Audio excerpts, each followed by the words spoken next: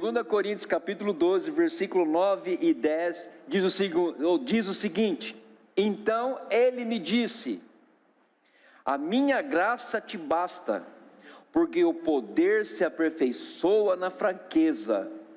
De boa vontade, pois, mais me gloriarei nas fraquezas, para que sobre mim repouse o poder de Cristo. Pelo que sinto prazer nas fraquezas, nas injúrias, nas necessidades, nas perseguições, nas angústias, por amor de Cristo, porque quando sou fraco, então é que eu sou forte. Vou repetir. Porque quando sou fraco, então é que sou forte. Amém? Vamos orar. Pai, nós queremos glorificar o Teu nome, queremos bendizer o Teu nome, queremos exaltar o Teu nome. Pai Santo, Pai Eterno, glorificamos o Senhor nessa noite, pela oportunidade que nós temos de abrir a palavra do Senhor. E tenho a certeza, ó Deus, de que o Senhor realizará grandes coisas nessa noite. O Senhor fará grandes coisas. Por isso, ó Deus, nós estamos aqui reunidos em Teu nome. E pedimos agora, em nome do Teu Filho amado Jesus, que o Senhor venha falar conosco, através da Tua palavra. Pai, eu acabei de ler aqui, na Tua palavra, dizendo que quando eu sou fraco, então é que sou forte.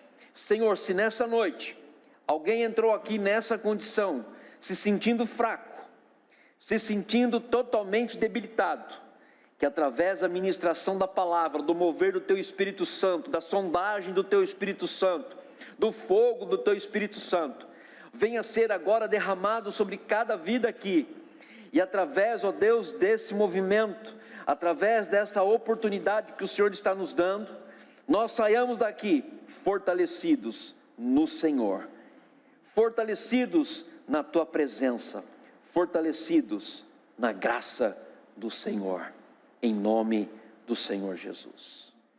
Amém e amém. Amém, irmãos? Amém. Glória a Deus. Queridos, nós temos que falar sobre a minha vida em chamas, mas nós temos que falar também que nós dependemos da graça de Deus, nós vivemos debaixo da graça de Deus, nós vivemos debaixo da poderosa mão de Deus, da graça do Senhor. Fora da graça, tudo está uma desgraça. Você pode ter certeza disso, meu amigo, minha amiga, meu irmão, minha irmã, você que está me assistindo em casa, ou você que está me assistindo de algum lugar, eu tenho a certeza de que se você estiver fora da graça, a sua vida está uma desgraça.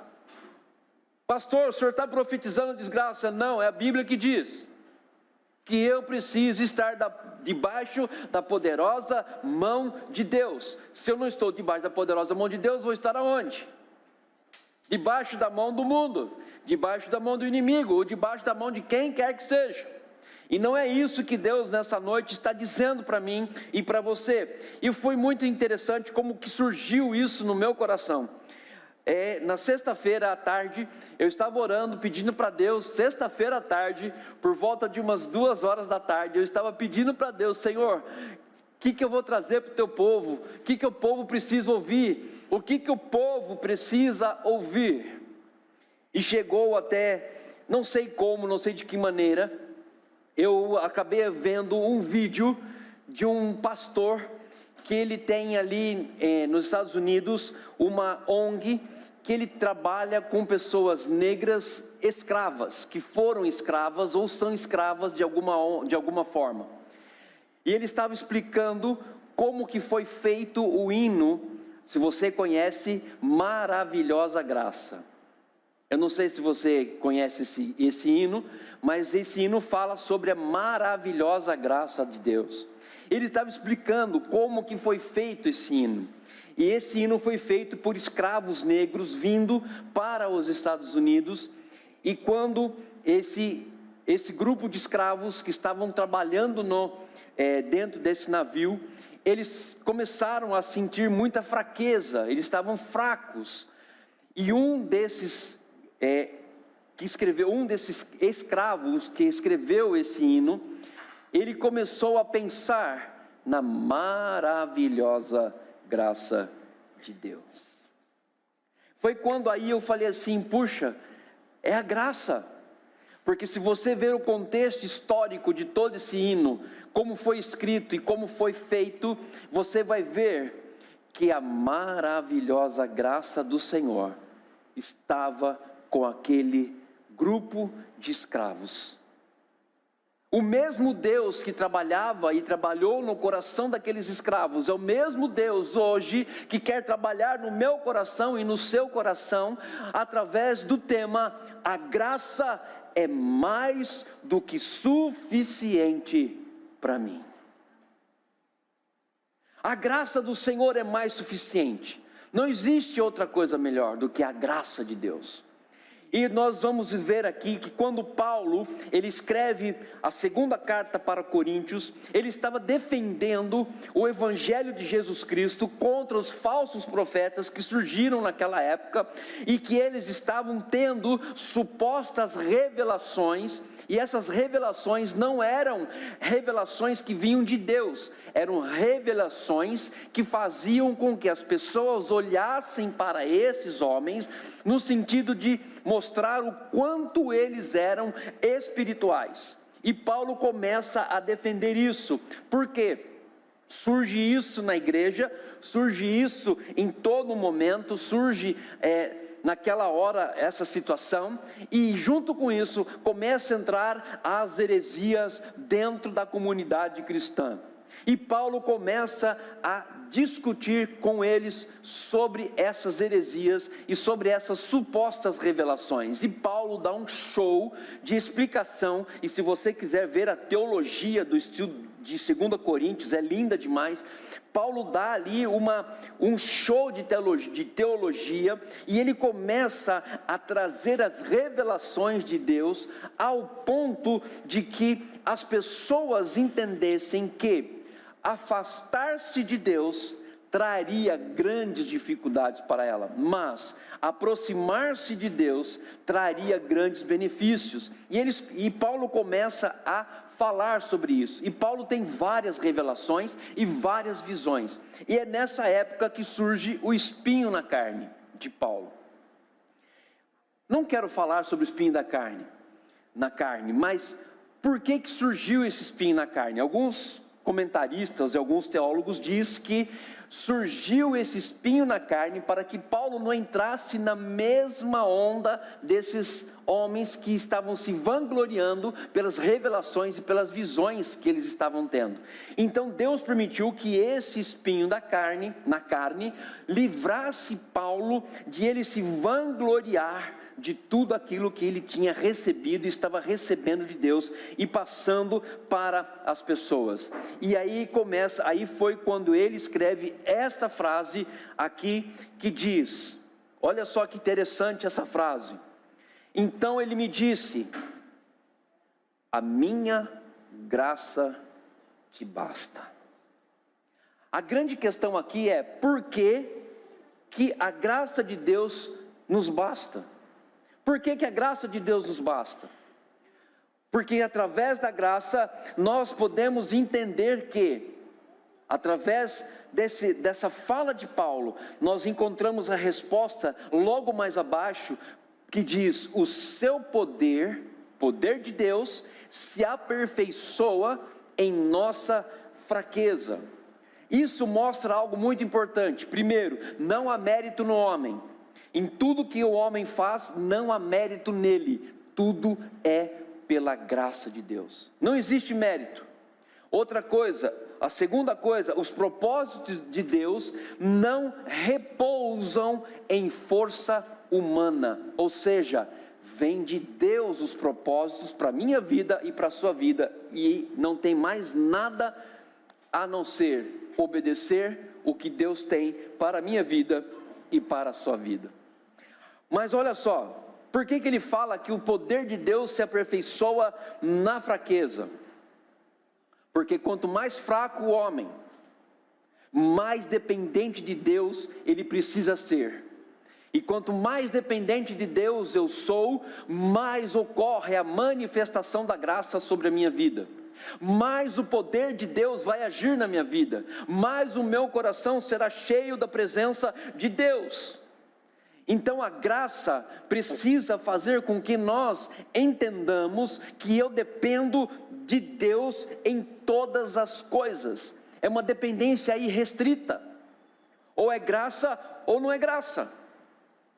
É graça.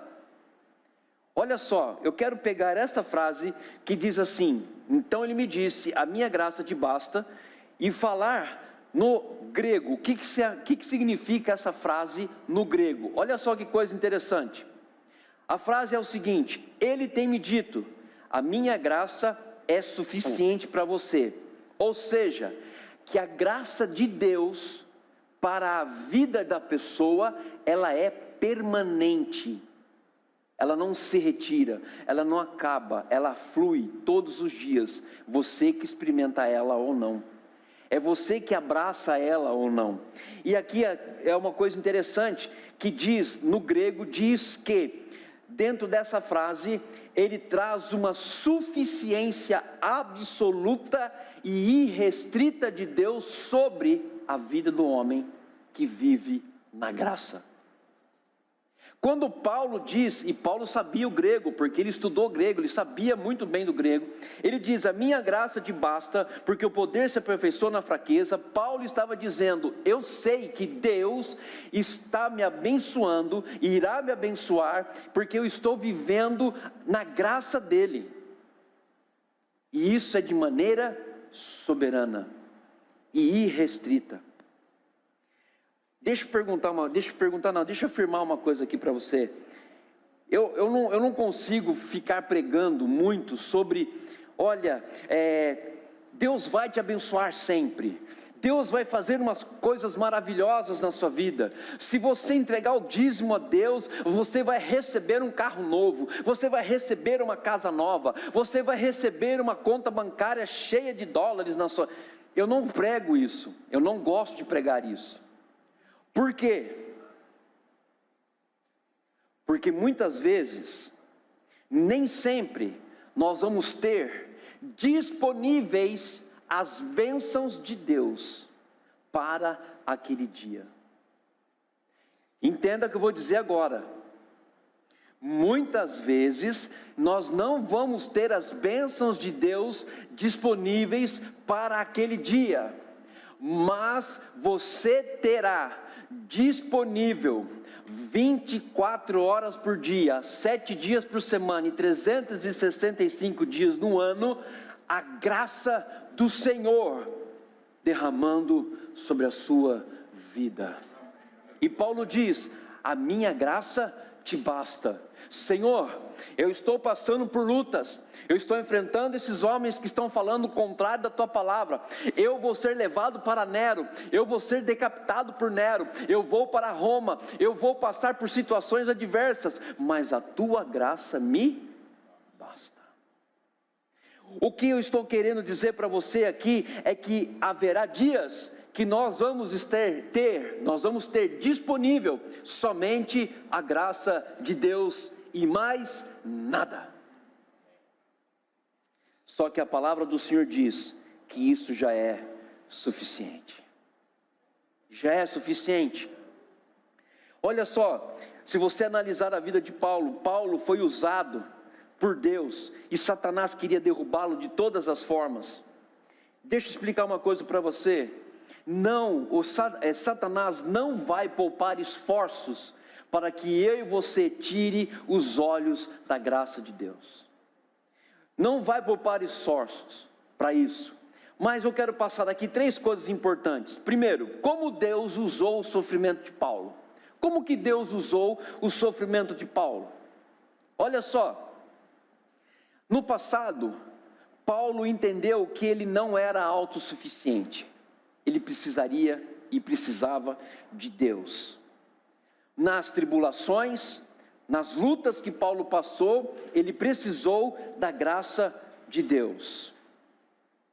E eu e você? O que nós fazemos quando o sofrimento chega até nós? O que nós fazemos? Como que nós vivemos? Quais são as situações que nós temos? Olha só que coisa interessante para a minha vida e para a sua vida. Quando eu e você sentimos que tudo está no controle, nós esquecemos de Deus. Nós esquecemos de Deus. Está tudo bem, está tudo jóia, então eu não preciso de Deus. Mas quando surgem as dificuldades, existem coisas que nós não vamos ter condições de realizar ou fazer, porque a nossa inteligência não vai ser suficiente para sair daquela situação, e muito menos a tribulação. Olha só que coisa interessante. Os nossos recursos financeiros não vão bastar para nos tirar de situações adversas. Os nossos amigos não vão conseguir preencher as nossas necessidades e vai fazendo com que a gente saia da situação que nós estamos enfrentando. Eu vou aqui abrir um parênteses rapidamente. O meu sobrinho, por parte da Leni, o Rodrigo, teve um AVC. Todo mundo está sabendo disso, não é? Então, quando ele estava na UTI, ali sendo tratado, a esposa dele perdeu o pai. Perdeu o pai. Fala mais alto. Que luta. É nessa hora que a gente vê a graça de Deus. É nessa hora que a gente vê as coisas acontecendo. É nessa hora que a gente vê o que Paulo falou em 2 Coríntios 12, 9. De boa vontade, pois mais me gloriarei nas fraquezas, para que sobre mim repouse o poder de Cristo. Por que eu estou falando da graça? Porque nós estamos falando de coisas importantes, como estar cheio do Espírito Santo e o nosso coração em chamas. Mas quando tudo está bem, é maravilhoso estar com o coração cheio, estar com o Espírito Santo em chamas no nosso coração. Mas e quando a situação foge do nosso controle? E quando aquilo chega para nós e nós não sabemos o que fazer? É nessa hora que Paulo está dizendo aqui para mim e para você: se glorie nas fraquezas, para que o poder de Cristo repouse sobre a sua vida. O Espírito Santo não vem só quando nós estamos de bem, como está tudo legal, tudo maravilhoso, oh aleluia, nós estamos bem para caramba, não, o Espírito Santo, não, o Espírito Santo precisa agir quando nós estamos bem e quando nós não estamos bem, e Paulo nos ensina isso. Deus usou o sofrimento de Paulo para mostrar coisas importantes para nós nessa noite. Agora, eu falei como Deus usou o sofrimento de Paulo.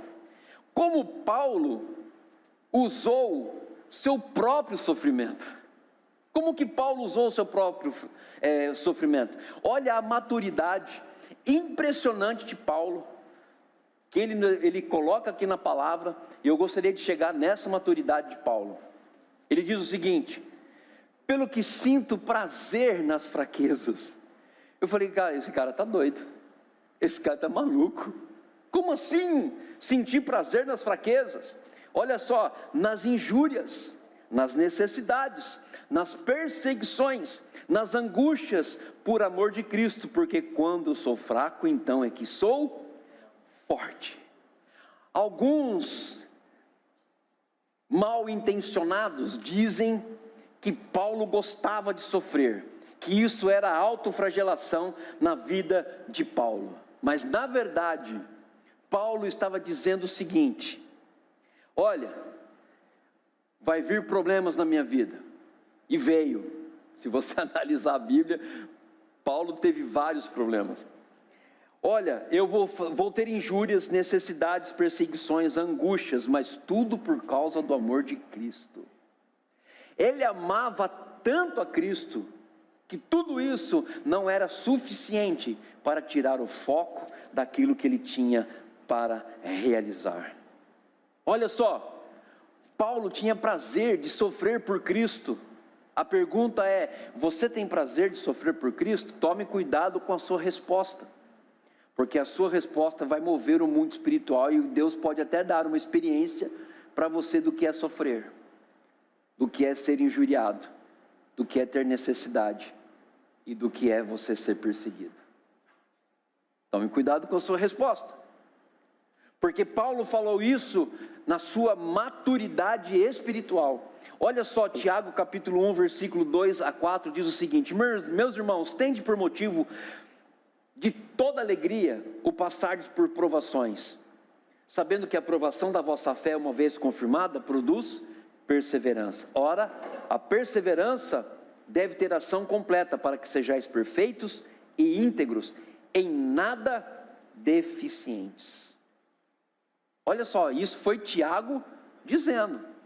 Mas preste atenção que eu quero voltar no versículo de 2 Coríntios 12, 10 e falar algumas coisas importantes. Olha só, primeira parte diz assim: por amor de Cristo. Quando Paulo disse isso, ele estava dizendo o seguinte: olha, eu admito que não tenho capacidade de fazer nada, mas eu creio que o Senhor tem a capacidade de realizar através da minha vida o melhor que o Senhor tem para mim. Quando Paulo disse isso, ele pôde escrever Gálatas 2:20, Gálatas 2, 19 e 20, que diz assim: porque eu, mediante a própria lei, morri para a lei, a fim de viver para Deus. Estou crucificado com Cristo. Já não sou eu quem vive, mas Cristo vive em mim. E esse viver que agora vivo, tenho na carne, vivo pela fé no Filho de Deus, que me amou e a si mesmo se entregou por mim. Você já sentiu isso? Que Paulo sentiu? Ao ponto de você declarar o que Paulo falou: não sou eu mais quem vivo, mas Cristo vive em mim. Ah, pastor, eu faço, olha, eu tenho certeza, eu tenho essa convicção, eu tenho isso na minha vida. Ah, ok, então por que na primeira oportunidade você está discutindo? Por que na primeira oportunidade você está brigando? Por que na primeira oportunidade você está falando errado com os seus filhos? Por que você está agindo dessa forma diante dessa situação? Olha só a vida de Paulo. A segunda coisa que Paulo escreve aqui diz assim: porque quando sou fraco, então é que eu sou forte. Paulo estava completamente certo de que Cristo tomou o lugar correto da vida dele. Todo o orgulho, toda a altivez, toda a suficiência que Paulo tinha foi tirada e foi preenchida por uma força maior, por um bem maior. E esse bem maior foi a pessoa de Jesus Cristo. Olha só, Cristo vivendo em Paulo era infinitamente mais forte do que ele sozinho. Então aqui tem um desafio para você.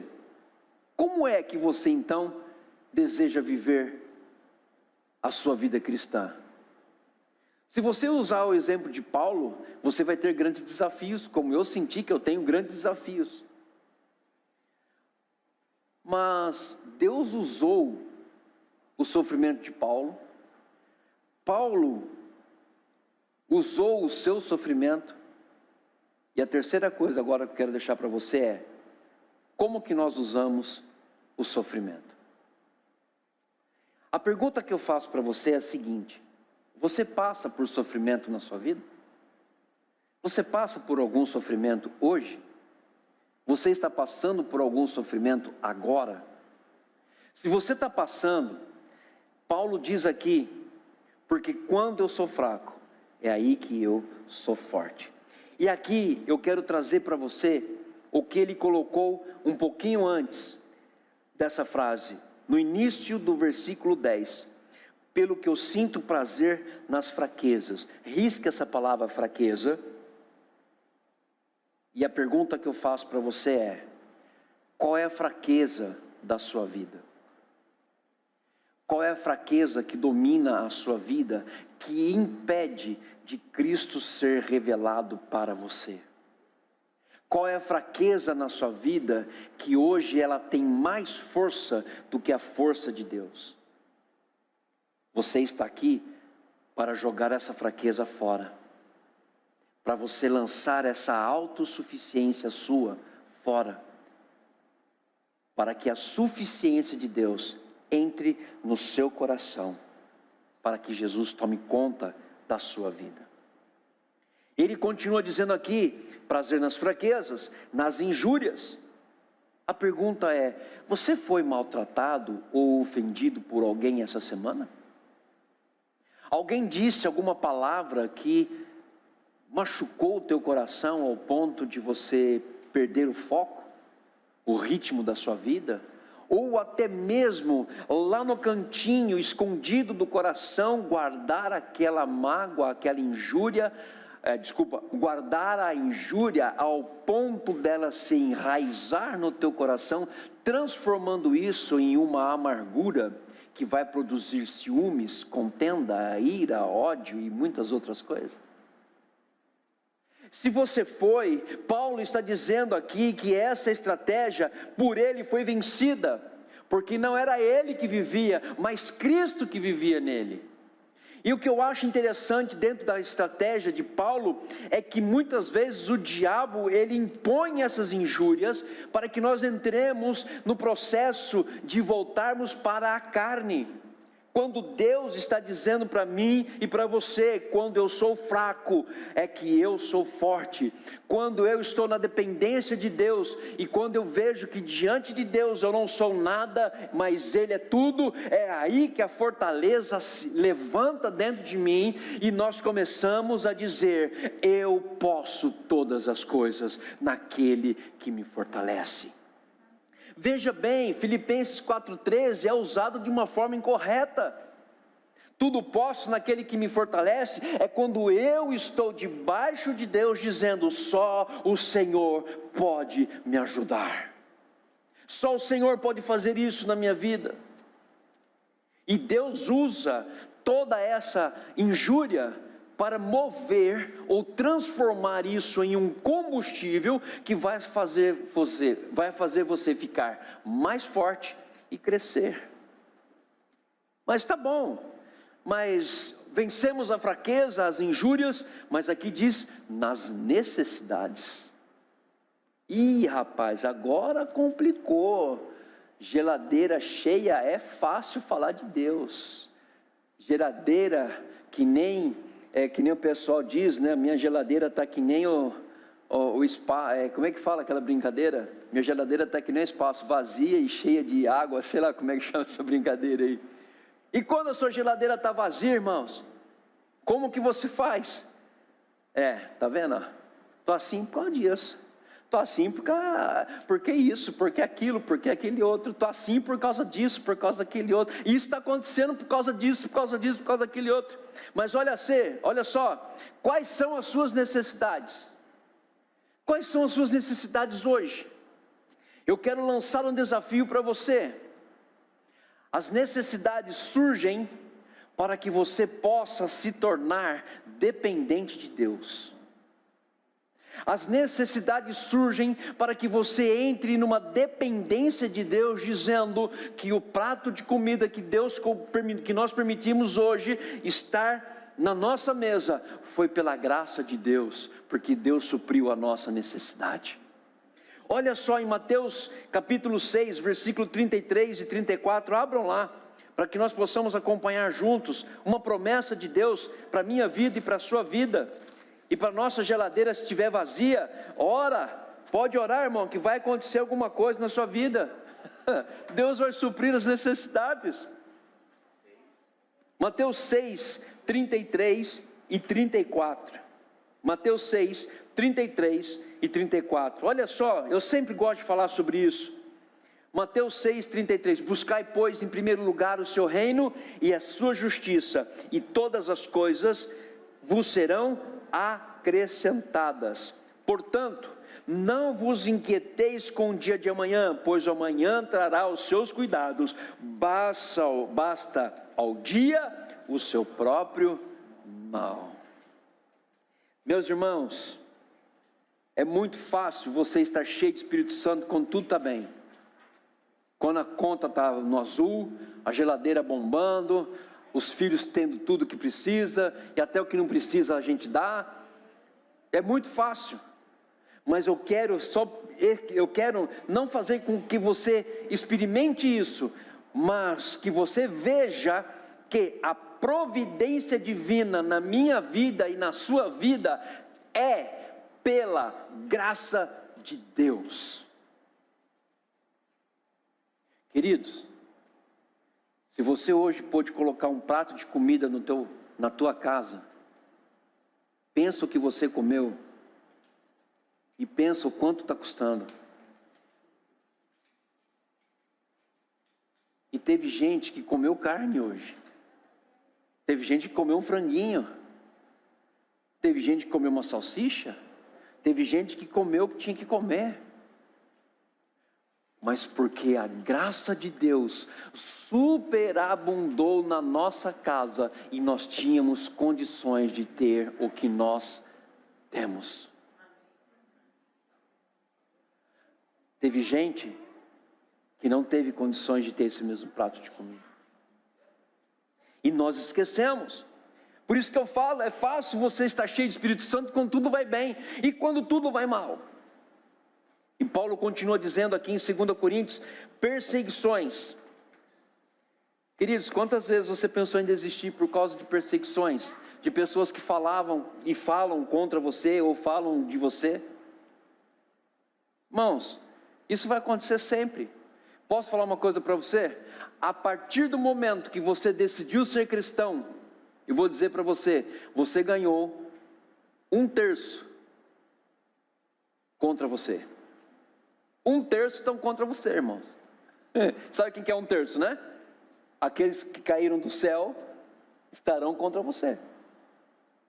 Porque eles não querem que você esteja baseado nas graças. Ele não quer que você viva na graça. Ele não quer que você receba de Deus as bênçãos. Ele não quer que você viva da forma como Deus quer. Ele não quer que o teu coração esteja cheio de Espírito Santo, mesmo passando por dificuldade, mesmo que o trovão e o mar estejam revoltos. Nós estamos firmes pela graça de Deus. Nós estamos firmes porque Deus tem derramado o seu poder todos os dias. É assim que nós precisamos viver. Nós só podemos ficar firmes pela graça de Deus. Hebreus capítulo 10, versículo 32. Já estou indo para o final. Hebreus capítulo 10, versículo 32 diz o seguinte. Olha lá. Lembrai-vos, porém, dos dias anteriores em que, depois de iluminados, sustentastes grande luta e sofrimento. Ora, expostos como em espetáculo, tanto de opróbrio quanto de tribulações. Ora, tornando-vos coparticipante com aqueles que desse modo foram tratados. Versículo 34, porque não somente vos compadecestes dos encarcerados, como também aceitastes com alegria o espólio dos vossos bens, tendo ciência de possuirdes vós mesmo patrimônio superior e durável. Olha só que coisa interessante.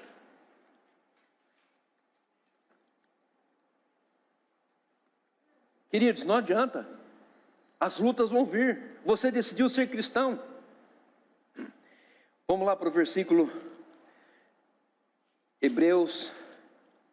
Irmão, eu li errado. Eu estou falando o que eu fiz aqui, gente?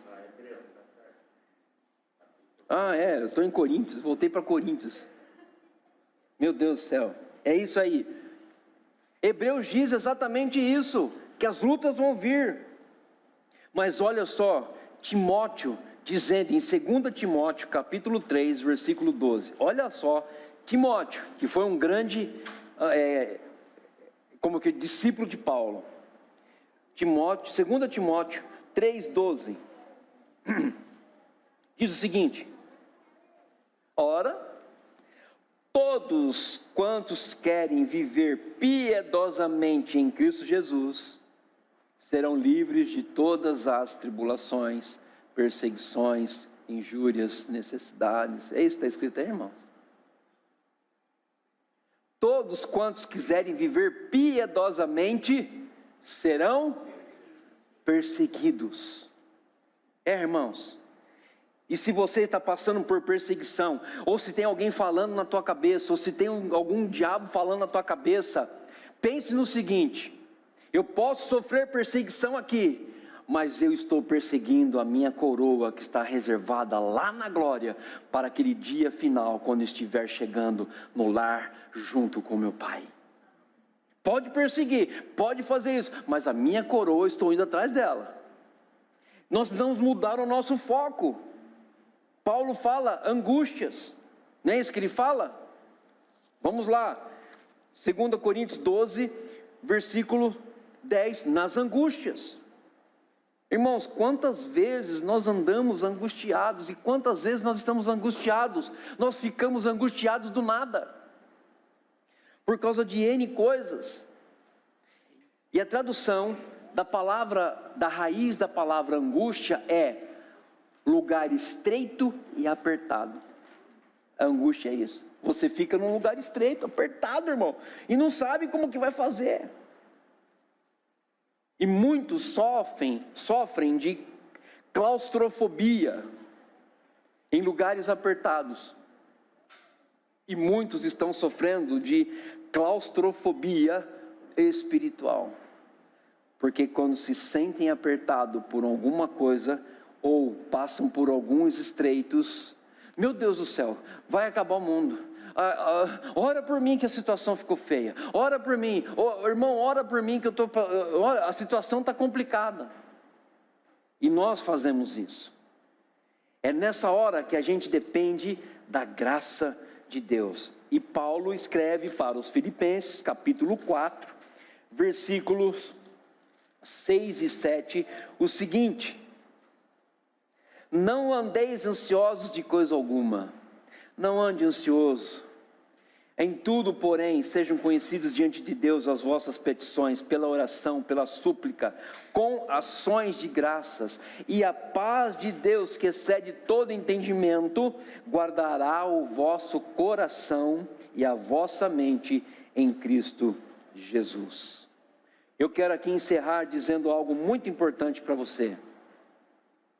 Eu encerro aqui dizendo: você vai enfrentar lutas. Você vai enfrentar perseguições, você vai enfrentar angústias, fraquezas, você vai enfrentar necessidades, e muitas vezes você não vai entender o porquê que você está enfrentando isso, porque você é uma pessoa honesta, você cumpre os mandamentos de Deus, você cumpre tudo o que Deus está mandando você fazer, e você não está entendendo o porquê que você passa por tudo isso. Você não vai entender porque a enfermidade chegou na sua família. Eu não estou entendendo porque a enfermidade chegou na nossa família, na questão do Rodrigo. Eu não vou entender porque que Deus permitiu tal situação. Eu não sei porque ele passa por isso. Ele obedece os mandamentos do Senhor. Ele é um jovem cristão. Serve a Deus na igreja, um adorador por excelência. Vocês não tiveram a oportunidade de conhecer, mas um dia, se Deus permitir, ele puder vir e tocar aqui na igreja, porque eu acredito no milagre de Deus, vocês vão ver o coração desse menino. Eu não vou entender o agir de Deus, eu não vou entender o senhorio absoluto de Deus sobre todas as coisas, Ele permitindo tantas coisas acontecendo a tantas pessoas, que muitas vezes não merecem. Eu não vou entender os propósitos de Deus, eu não vou entender porque circunstâncias complicadas e desagradáveis sempre chegam na minha vida e na sua vida. Eu não vou entender. Eu não vou entender por que Deus está permitindo tantas coisas dessa forma. Muitas vezes nós usamos a racionalização e tentamos achar respostas na racionalização. Eu acho que é isso, eu acho que é aquilo, eu acho que é aquele outro. A verdade é que quando eu não sei o porquê, ou quando eu não entendo tantos porquês chegam na nossa vida, é porque eu ainda não entendi a graça de Deus sobre a minha vida.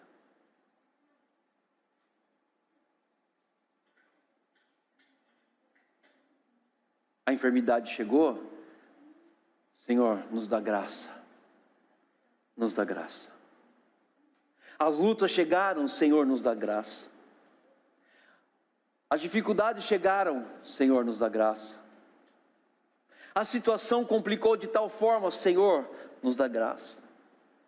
Porque a chave para que você seja uma pessoa melhor, um marido melhor, uma mulher melhor, um filho melhor, ou qualquer outra coisa que seja melhor, você precisa escutar Deus dizendo para você nessa noite: a minha graça te basta. Cala-te, a minha graça te basta. Quando eu entendo isso, a fraqueza é substituída por uma força sobrenatural. Quando eu vejo alguma situação que é uma desgraça, eu posso ver a graça de Deus transformando aquela situação num grande milagre, ou no grande e extraordinário de Deus. É quando nós sentimos que somos impotentes diante da situação, Deus nos dá graça e nos fortalece, nos firma, nos coloca de pé e fala para cada um de nós: meu servo, oh aleluia, a minha graça te basta. Aquete o teu coração, porque eu tenho controle de tudo e de todas as coisas. Eu sei o que eu faço. Eu dou, eu tiro, eu ponho, eu mudo, eu transformo, eu chamo e deixo de chamar, porque eu sou Deus. Você, a minha graça te basta, filho. Chega, a minha graça te basta. É aí que eu comecei a entender esses pontos finais dessa mensagem. Eu entendi que a força para que eu possa viver e para que você possa viver vem da graça de Deus. E se eu consigo fazer algo durante o dia, se eu consigo sair com o meu carro, se eu consigo passar no supermercado, se eu consigo ter o alimento dentro da minha casa, se eu consigo ter a saúde necessária, a saúde da minha casa, enfim, se eu consigo isso diariamente, Deus colocou no meu coração, é pela graça. Você não tem poder de viver isso, você não tem nada para fazer, porque se eu tirar a graça, você não é nada. Mas eu sou tudo em você, quando você permite que a graça encha toda a sua vida. Você consegue ter equilíbrio emocional quando a graça está presente. Você consegue experimentar milagres, fé e coisas maravilhosas por causa da graça de Deus. Eu consigo ter o meu coração cheio da presença do poder do Espírito Santo, porque eu estou entendendo que a tua graça me basta. O seu poder se aperfeiçoa na minha fraqueza. Como está o seu coração hoje? Como está o seu coração? Você que está me assistindo pela internet, coloque aí no chat como que você hoje está sentindo, como que você está vivendo. Você está vivendo pela graça? Você está vivendo fora da graça? Ou você precisa voltar para a graça? O meu convite para você que está aqui, para você que está me assistindo em casa, volte para a graça. Porque a graça é melhor que a vida. Você pode ter certeza disso. Você pode ter certeza disso. Eu encerro dizendo o seguinte: da mesma forma que aqueles escravos estavam gemendo no porão do navio, trabalhando incessantemente para chegar ao seu destino, com gemidos, com choro, Talvez hoje você não esteja derramando uma lágrima pelos seus olhos, mas você pode estar derramando uma lágrima dentro do seu coração. Talvez você não esteja expressando gemido nenhum, mas a tua alma está gemendo nessa noite.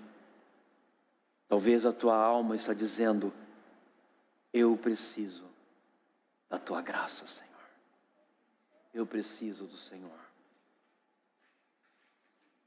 Maravilhosa graça de Deus. Que Deus abençoe a sua vida, que Deus abençoe a sua família, em nome do Senhor Jesus. Esta é a mensagem que eu tinha para trazer para você nessa noite, para você que está assistindo. Eu espero que Deus tenha falado ao seu coração. Amém? Vamos ficar de pé, vamos orar.